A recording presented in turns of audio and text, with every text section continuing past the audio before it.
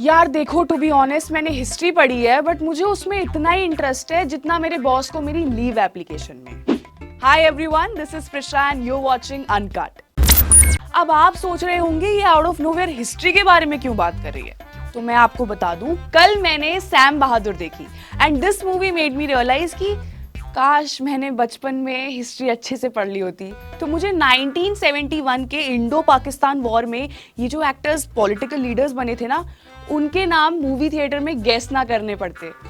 खैर, मूवी के प्लॉट के बारे में बात करूं तो जब अंग्रेज हम पे राज कर रहे थे, ये मूवी उसी टाइमलाइन में शूट की गई है और ये एक बायोग्राफी है फील्ड मार्शल सैम मानेकशॉ की, जो चीफ थे इंडियन आर्मी के during the Indo Pakistani war and he was also the first Indian army officer जिन्हें फील्ड मार्शल की रैंक पे प्रमोट किया गया था। वो कैसे थे और उनके इंडियन आर्मी की तरफ क्या कॉन्ट्रीब्यूशंस रहे हैं, ये मूवी उसी पे बेस्ड है। एक तो यार जब जब मुझे लगता है ना कि विकी कौशल इससे बेटर एक्टिंग तो नहीं कर सकता, he proves me wrong। मेघना Gulzar made the perfect choice for Sam Manekshaw's role. अगर आप ये मूवी देखेंगे तो आप समझ जाएंगे कि कैसे विकी कौशल ने बहुत बारीकी से सैम बहादुर की पर्सनालिटी को स्टडी किया है। थ्रू आउट द मूवी ऐसा एक सेकंड भी नहीं होगा जहां आपकी नजरें उनसे हट पाएंगी। सबसे चैलेंजिंग चीज जो मुझे लगी वाज विकी का थ्रू आउट द मूवी अपना पोस्चर मेंटेन करना। हर सीन में उनका posture was an exact representation of Sam Bahadur in his early times.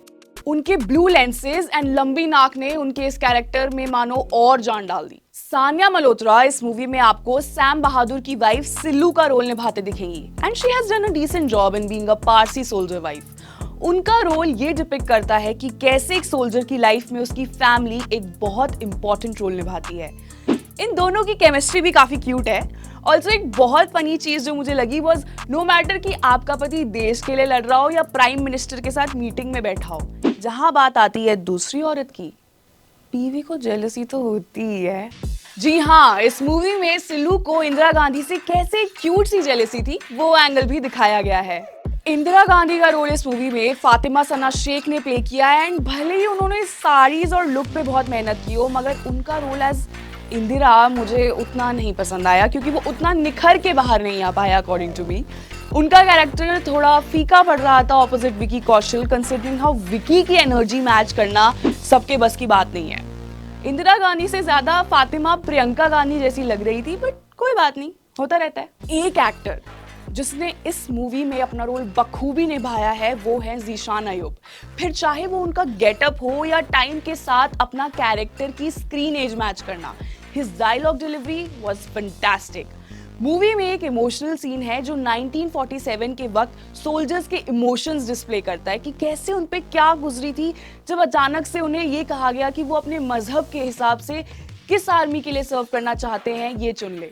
एक सीन है जिसमें ज़ीशान पंजाबी में स्पीच देते हैं, ये कहते कि ये इस वक्त सिचुएशन कुछ ऐसी है कि हम फौजियों को खिचड़ी बना के दे दी है और बाद में हमसे ये कह रहे हैं कि इसमें से दाल और चावल अलग कर लो। ये भले ही अभी आपको फनी साउंड कर रहा हो, मगर जब आप ये मूवी देखेंगे ना तो आपको इसका इमोशन समझ आएगा। उस टाइम पे इंटरनल पॉलिटिक्स की वजह से कैसे सोल्जर्स की नौकरी खतरे में डाल दी जाती थी, इस बारे में भी बात की गई है। साथ ही नॉर्थ ईस्ट के सोल्जर्स के स्ट्रगल्स भी हाईलाइट किए गए हैं।